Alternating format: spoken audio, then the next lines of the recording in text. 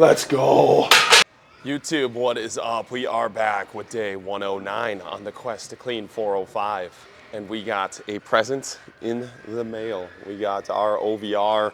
We are going to start experimenting with this thing. This is our second OVR. Our first one got stolen in a little car break-in accident. I have no idea. Whoever got that off the black market from me, you are welcome. I do not know what they would have done with an OVR and who they were selling that to, but they took it from me along with all my other gym bags. So we finally got one back in the mail. We are not starting the full velocity program until January 1st or the week of January 1st, but we will start to get metrics and we will start to get units just so we have our minimum velocity thresholds and some velocity profiling taken care of before we start our program and build everything out with the OVR. So excited to use that today. Feeling a little bit better from our cold. We have a little bit of a fever still, but everything else is starting to function a little bit better. We hit a throwing session and a BP session right before this. We have dome ball right after this. We have a deload week this week. So again, it's a good week to be sick. We leave for Vegas on Friday. Today is a light one. We are gonna hit some kneeling broad jumps for distance to start. Then we got some light snatches at like 72%. Then we got our power cleans into a push press. And we finished up with some back squats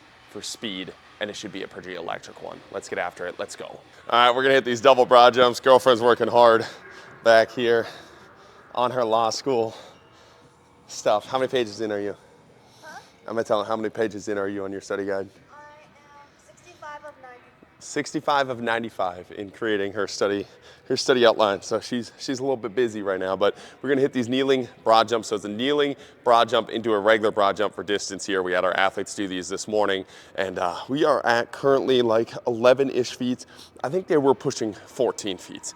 One of the things you will realize once you open a gym is there are some absolute fucking freaks out there that are not playing sports, man. I have some of my athletes that are not just, they're not playing any sports, whether it's a skill issue or like a discipline issue or a want and desire issue. I shouldn't say issue as if it's a bad thing, just a want and desire to go play sports. But you will see just some fucking Blaine McDonald's out there that are just not doing anything athletically other than just training for fun and getting after things with their body. And we have two of those athletes that were jumping 14 feet on this one that do not play collegiate sports, really don't play any sports. For some of them, it is a skill issue where they can't catch the ball, but their outputs are fucking phenomenal. But it's kind of a cool realization that you have. And it's not a bad thing one way or the other, right? Like, you have to realize, like, part of sports, part of American sports specifically, and any organized sports, is that it's an organized sport and that you have to have some discipline in your life. You have to have some desire in your life. And I think a lot of times guys that don't have like just the massive outputs, like guys like myself, but they have a massive desire, like they write off the desire and want for something and ability to work hard. Like they write that off as like, that's not a God-given talent. Like they say like that is,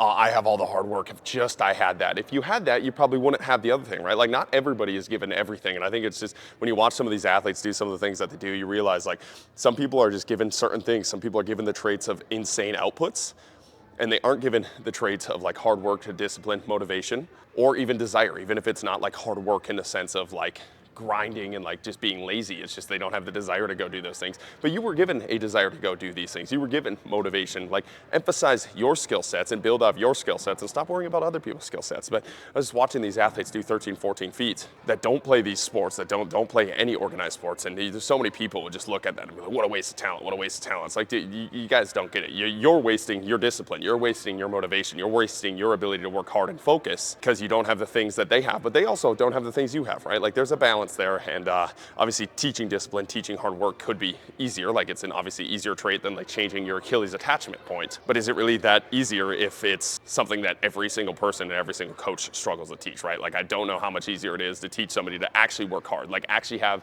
the dog in them that gets after like Mark Dowdle where he's running 300 miles. How much easier it is to train that into somebody, or how God-given that is, just like an Achilles attachment point that allows you to spring out of these exercises, right? So I don't know really where I was going with that rant, but we got two jumps here, trying to compete with those absolute freaks. Let's go. Ooh, right at 11 feet. Gonna beat it. Ooh, there we go. That was a good one. 11.6. Rushed that a little bit off the ground. All right, Harley's gonna rip a rep. If Harley beats me, it's because she has a Division I football dad. She's blessed with genetics that we were talking about earlier.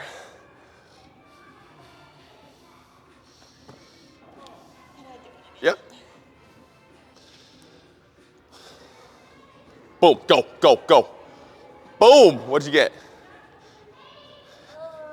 8 feet, 6 inches, 5 inches. That's not bad. Ooh, 11.7. Do one more. Come on, give me 9 feet here. Come on. Boom, go. Yes, that was big. 9 foot, 4 inches. Dog. That one felt better. Animal. Oh, there we go. 12'9". We will call it on that. Let's go get to some snatches. We got these snatches now. We're building up to 195 at 72%, and then we're dropping back down to 165 for 2 sets. I think it's 2 by 2, I believe, but we'll check, we'll confirm. Little speed bust today, moving this bar fast. We got the OVR hooked up, just starting to get metrics. We read a lot of books on the velocity-based tracking stuff, and one of the things that I kind of have a beef with, and maybe I'm being a dumbass. Let me know if I'm being a dumbass in the comment, but when they're talking about building out a velocity profile for an athlete, like they talk about starting at like the bar, building up to their 1 rep max, and then you get their metrics off you get your speeds off all of those bar speeds, and then you build your profile off of that. And it's like, I thought the whole point of like the velocity bar tracking, and obviously it does a better job of that on the day-to-day basis in like a percentage range, but the whole point of velocity profiling is that it auto-regulates for you. And I think basing it off of 1 day of maxes seems like the same problem that percentage-based programs fall into, where if you're feeling really good that day, your velocity is gonna be really high on the bar. If you're feeling like shit that day, your velocity is gonna be a little bit lower on the bar. So it seems kind of having the same issues of percentage-based training, where it's like you hit one big 1 rep max and you base all your percentages off of that. And if you do the same thing when you build out your profile, for your velocity profile off of 1 day, it could be a day that you're feeling great, and you have to like struggle to keep up with those velocities, or it's a day where you feel like shit and then all those velocities are a little bit lower. And obviously you can change it a little bit faster, which I think is obviously the benefit of velocity-based training, is that you can change it like, okay, now when I'm hitting that weight, it's way above my velocity standards that I had before. But I still think you're better off just building out your velocity profile throughout a couple days or throughout weeks of training, and then getting a better gauge of it, rather than just doing 1 day of training and building your program off of that. But anyways, we are not building our program off of that anyways. We have our set percentages and everything that we've been doing, and we will not really adjust anything until January 1st. And when January 1st hits, we will run a whole velocity profiling thing, and we will build our entire program based off what the OVR is telling us that day. And on speed days, we have to hit a certain speed, and on heavy days, we have to hit a certain speed and base our weight off of that speed. And I think it's gonna be a fun little experiment, but we will be getting data marks until then. Let's go. Ooh.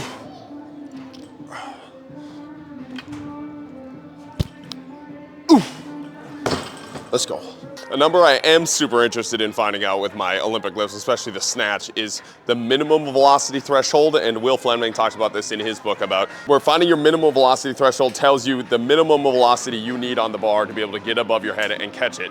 Obviously that changes day to day, like if your shoulders are feeling good on the catch, but obviously as you get better, it's gonna be a little bit more consistent with the old Olympic lifts. But finding that minimum velocity threshold, it would be a really cool number to find. We won't find it today just because we're going a little bit less, because then you can really base what you're gonna send it on your heavy days of the bars moving. I'm keeping it above that velocity threshold, and I know I can get the bar up, or I know I can't that day, and you can either back down or scale back up. But I really like that metric. And another cool thing that Will Fleming talks about when it comes to Olympic lifts, I mean, maybe it's not that cool, but how you really want to track peak velocity when it comes to the Olympic lifts, and average velocity with everything else, but the peak velocity is the only one that matters with the Olympic lifts, because otherwise it kind of skews the numbers with the averages, because of the amount of pulls that there are on the Olympic lifts compared to the other lifts, where it's kind of just a straight up and down movement. So we're looking for peak velocity on these Oli lifts, and trying to find our minimum velocity threshold eventually with these as we get heavier to base our maxes off of. We're hitting like right around 3 meters a second for those lighter weights. Trying to keep it there as we get heavier here with this weight here. Let's go, keep moving it fast.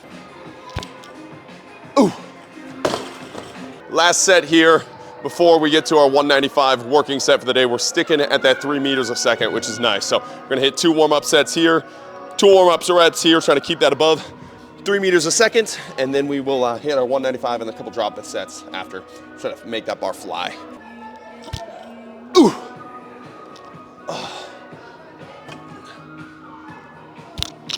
Ooh. All right, 195 in the bar here. Let's move this baby quick. Then we got 2 back off sets at 165. Let's get it. Ooh. 259 was my peak velo at 195. So a little bit of a drop off there, but we'll continue to send that to the moon. Now we got 165 on the bar for 2 sets of 1. Again, speed buster day, trying to move this as fast as possible.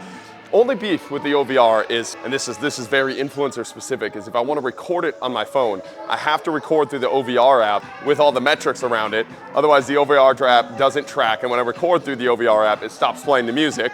And if I just go to record on my phone to record the set, it stops tracking on the OVR. It does track here, which is nice, but it's nice just to have it in the app so it tracks everything long term. And it doesn't let me manually input anything on the OVR app, which is a little frustrating too. So I might have to get a little bit of an iPad here to be able to set that up right. But let's make this bar fly. I want to be above a 2.7 here at 165. Let's get it. Ooh. 277. All right, not bad. All right, last set of these snatches here, then we got clean to push press. This would be a really, really fun journey to do, is like velocity drop-offs with this weight on a speed buster day, where you do every minute on the minute or every minute or every 30 seconds at this weight until you can't hit the weight at a certain speed. Let's say it's like 2.7 is our drop-off, you get one miss. That'd be a really, really fun competition in a way. Like it's making me want to do this and move this bar fast. But 2.77 was our peak last time. Let's get 2.8 here. Let's rip this bar up. Let's go. Ooh. That's a good one. Come on. 279. All right, little PR with that 165. Let's get these clean to push presses. Now we got a little back off on these cleans to push presses. 4 sets of 1 here at 225. Not using the OVR for this, but we will use it for our squats. Get a little speed bust with those squats as well. Let's go. Ooh. Ooh. Woo. Ooh. Damn. Woo! Almost got killed. I know it's a new shiny toy again, but not having the OVR is making me a little bit horny for the velocity tracking program that we got going. I just have so many ideas rolling in the head and how many ways we can gamify training and make Olympic lifting fun again. And on days when we're feeling it, then we just add weight, but days when we're not, there's so many cool things that we can do with it.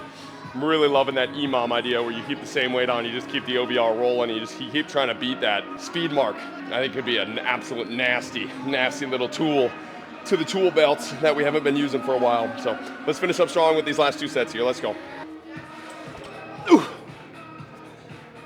Ooh. Oh yeah, that was good. Ooh. Ooh. Let's go. Those are feeling better. Now we're building up to, I think, 345 for a little back off week with these squats. We got 3x3. This is the one that I'm interested in with the OVR because my back squat has gone through the roof since the last time we had this OVR. So it'll be cool to see us shatter those old numbers. That's one of my favorite things about the OVR is that it tracks everything and has all of your old numbers in there. And it's a really cool way to show improvements that obviously you're seeing in real life as well, but it's cool just to have it on a graph. It's a nice little toy. I'm addicted to it right now. Let's go.